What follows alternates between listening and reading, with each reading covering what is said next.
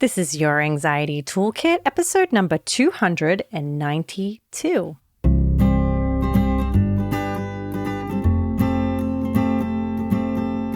Welcome to Your Anxiety Toolkit.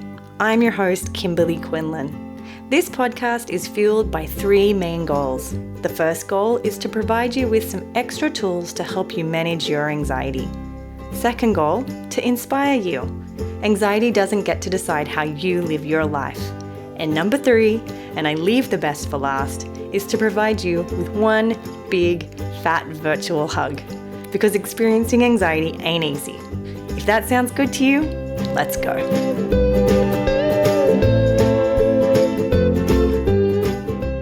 Welcome back, everybody. Today we are talking about something that I very rarely talk about, that I should be talking about more, because it's like 20% of the conversations I have with clients.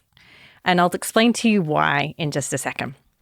First, I'm going to do the review of the week. This one is from Linelulu, and they said, "Grateful.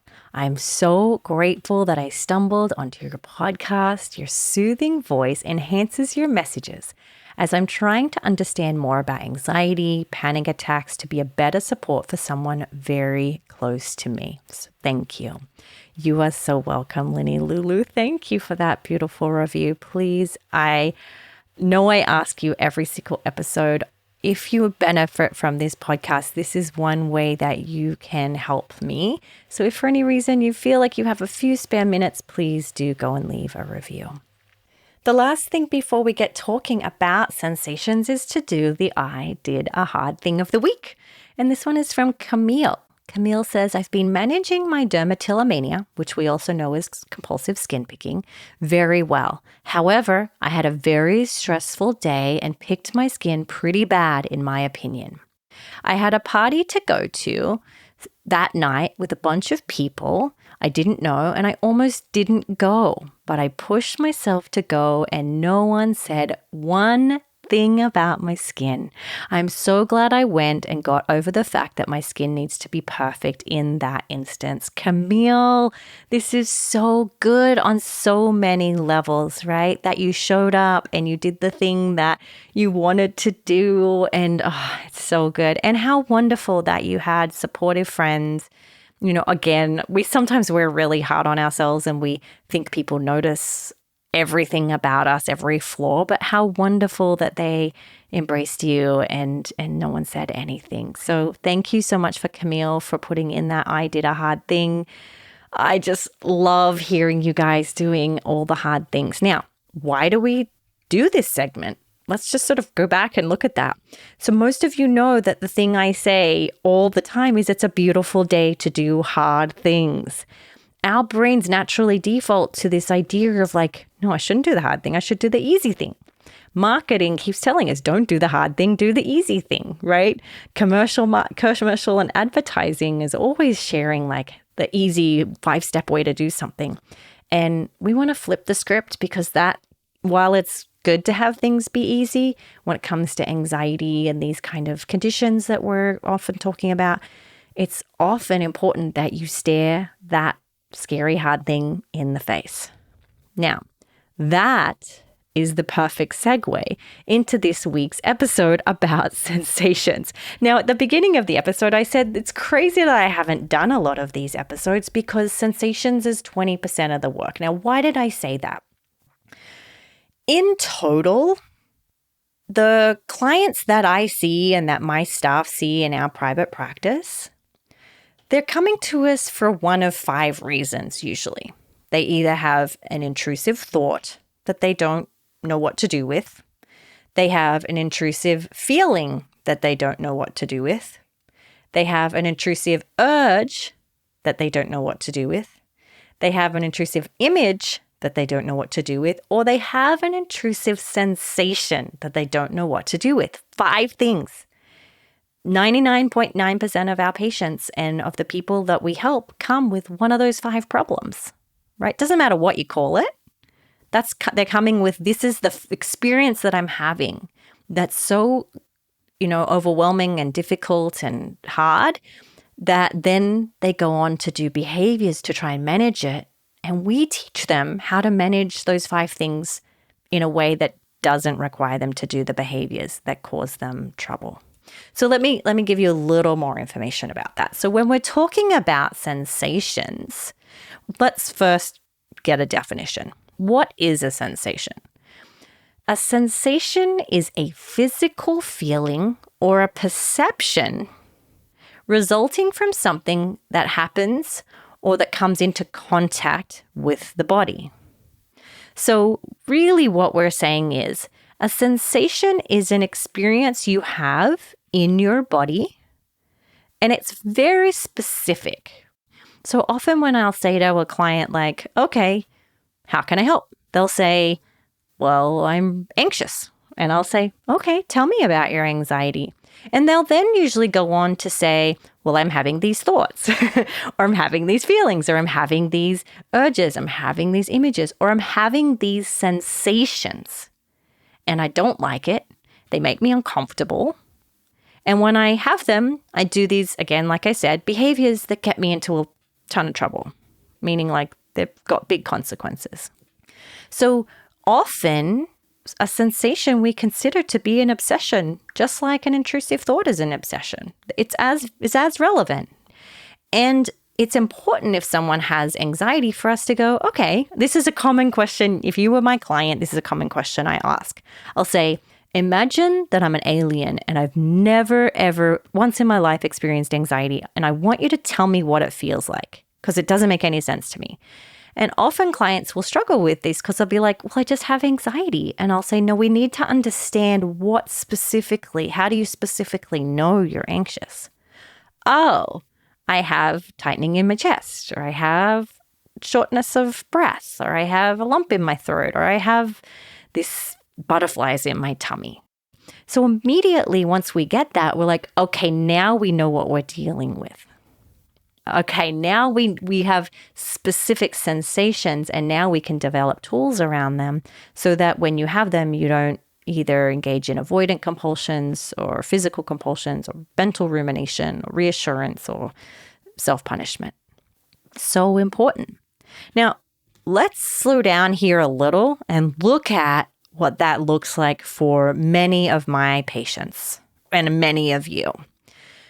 So this is not scientific, what I'm about to tell you. This is really just coming off of my stream of consciousness and my experience as a clinician, is I've broken them down into 4 main sensations that my patients report to me.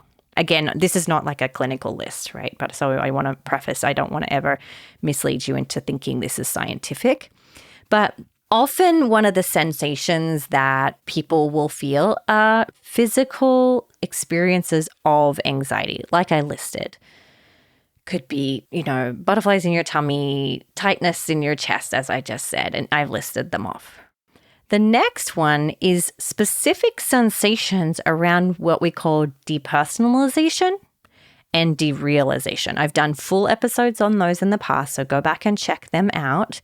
But this is sort of the experience of like this weird feeling. Like the sensation is like everything feels strange. I feel like kind of distorted, like I'm in a dream, like it feels very hazy and strange, or I feel like I'm outside of my body. Now, while we have words to describe derealization and depersonalization, they are also at their most basic form of a sensation, a basic sensation. So I put that in its own category.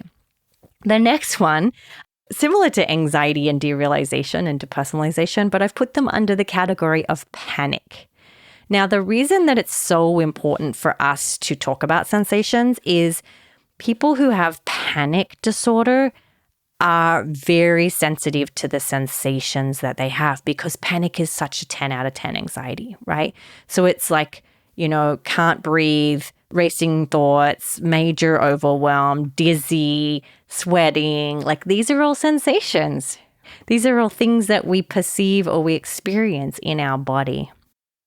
And then the last one is physical pain. This is a sensation too. When you physically have pain, a tummy ache, that's also a sensation.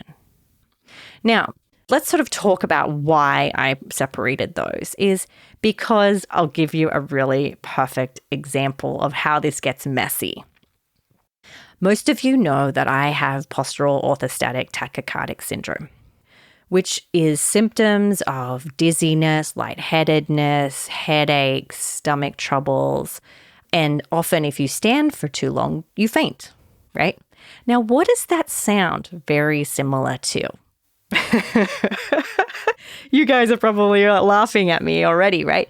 Anxiety. It looks exactly like anxiety, except the fainting piece. Dizziness, lightheadedness, stomach aches, headaches. So similar. And so when we have, and this is where it gets difficult, when we have a chronic illness, or if we have health anxiety, when we experience a sensation, sometimes we can't figure out whether it's real pain and real threat or if it's anxiety. The thing to remember here is the response needs to be similar. So for me, when I had dizziness and lightheadedness, yes, of course, I'm not going to push myself to a place where I pass out, but I'm going to first stop and go, let me try to dip into these sensations. Instead of catastrophizing them, as this is terrible and bad things are going to happen, I wonder what would happen if I just labeled them as a sensation. The thing here is when we have sensations, and you're having them right now, believe it or not, it could be an itch. It could be a muscle that's sore from a workout you had. It could be a stomach ache because you just ate an amazing dinner and you just had a little more than you wish you had of. Or you're having anxiety. We all have them. Where we often get into trouble is when we label them as good or bad. So that's the main point here first is, are you labeling your sensations as good or bad? When I would have my POTS symptoms, I get dizzy. At the beginning, I go, this is bad, bad things are happening, which would then give me anxiety, which would make it worse. And now I've got this hot mess, right? Massive hot mess. Same for people with health anxiety. They have tightness in the chest and they go, oh my God, I'm dying. I'm having a stroke or I'm having a heart attack. And when we label it as bad, we get more anxiety, which makes it worse. And now we're in a cycle. If you're having panic disorder and you're starting to notice that small little tingle of anxiety coming up, this whoosh of anxiety that whooshes over you when we have a panic attack, and you label this as, oh, this is bad, this is terrible, I got to get it to go away, you can bet your bottom dollar it's actually going to feed you more anxiety. So question whether you're labeling your sensations as good or bad. Now, I'm guessing some of you are thinking, well, Kimberly, of course I'm going to label it as bad. It is bad. It's terrible. I don't like it. And I get you. But we're here to learn. We're here to grow. We're here to recover. So I want you to think beyond that judgment and look at first, the judgment doesn't help you, whether it's true or not. It's not helpful. It makes it worse. So let's work at being non-judgmental about the sensations that we have. The response we have to your sensations can determine whether you get stuck in a cycle of having more discomfort. Let me rephrase that in a different way to make an even bigger point. The response you have to your sensations can determine whether you have anxiety about them in the future. Because if you treat the sensations today like they're dangerous and harmful and they require immediate emergency, you're training your brain to perceive those sensations as scary and bad and dangerous. And so next time you have them, your brain is going to send out a whole bunch more anxiety. So important. It's kind of, think of it like when I've had my share of panic attacks in my life, but when I have them, and if I'm like, oh dear God, please don't, I know my brain is going, what? What's wrong, Kimberly? Why are you telling me this is terrible? Okay, it is terrible. I'll keep sending out anxiety, But when I can respond by going, good one, brain, it's cool. There's no amount of sensations I can't tolerate. It's fine. I'm going to ride it out. And again, we don't want to bypass it with positivity by going, it's great, I love it. We're not saying that. But we're saying if we can reframe the sensation as tolerable and manageable, you're less likely to have anxiety about the sensation tomorrow. Now, I know a lot of you may be asking, but like, how do I know when it's something to just be uncertain and non-judgmental about, or when I should rush to the hospital and so forth? Number one, you'll know, you'll know. But the other piece, I don't want to be discard you on that one, because that's hard to say, especially if you have anxiety, especially OCD and health anxiety. But the other thing is, for me, if I'm having it, and I'll use me as an example, if I'm having dizziness and lightheadedness, which could be anxiety or it could be my POTS, I just keep on the deferring. I keep on deferring, like, okay, can I just stay with it, non-judgmental for another few minutes? If I'm beginning to feel like really horrible, of course I'm going to sit down and take a rest. I'm not going to push through and be unkind, but I just keep being curious. Could I do a little longer? Could I have a little more? Could I be non-judgmental for another few minutes? It's so important, because when it comes to anxiety, the way in which we respond to the sensations is as important as how we respond to the intrusive thoughts. Particularly, like I said, if you've got depersonalization, derealization, panic disorder, physical pain, generalized anxiety, health anxiety. So important. If you have social anxiety, it's a big one, because a lot of people with social anxiety have an aversion to the sensation of being flushed in their cheeks. But if you respond to being your cheeks flushed as bad, you're probably going to get more of it. It's paradoxical. Now, here is one other point I want to make before we finish up, which is there is no sensation you can't write out. This was a huge one for me because, I've had anxiety and I've had some pretty bad chronic illnesses. Is if I go into the day telling myself I won't be able to handle it, I usually have anxiety about the day. Have you noticed that? I know you can't answer back, but I really want you to consider the question, do you notice that in your experience? When you tell yourself, I can't handle things, does that actually then create more anxiety for you? And sometimes more depression too, if I can be completely honest. Last week, we did a whole episode on depression. I think it's really important to recognize that, even I should say other sensations are like depression, that's that sinking, dark, gray sensation that goes with having depression, right? I should put that there as the fifth type, because that's a sensation that can be scary too. Grief can be an experience that there are sensations associated with grief that feel intolerable. But when we tell ourselves we can't tolerate them, we actually then create more anxiety and depression. So these are things to think about when it comes to sensations. Now, if you were in an office with me or one of my staff, we are most likely to say, at the end of the day, you're going to have to say, bring it on. Once you identify the sensation, it really comes to, do you avoid it, or do you say it's a beautiful day to do this hard thing, to experience this hard thing? And so we would say, bring it on. Now, in ERP school, we talk about this. I probably should do an episode on this. Let me just actually write myself a note to do episode on this. Is if someone really comes to our office with a strong aversion to certain sensations, we do what we call interoceptive exposures. We talk about this in ERP school. It's an online course. But an interoceptive exposure is where we purposely expose you to the sensation that you're avoiding. So examples might be, if you really don't like dizziness and you're doing things to avoid dizziness, we would sit you in our chair and we would spin you around 30 times and then we'd walk the hallways with you while you're dizzy, right? If you're afraid of shortness of breath, we would give you a very small straw, one of those straws that you use to stir your coffee with, and we would have you practice breathing through that so that you on purpose tolerate the feeling of having shortness of breath.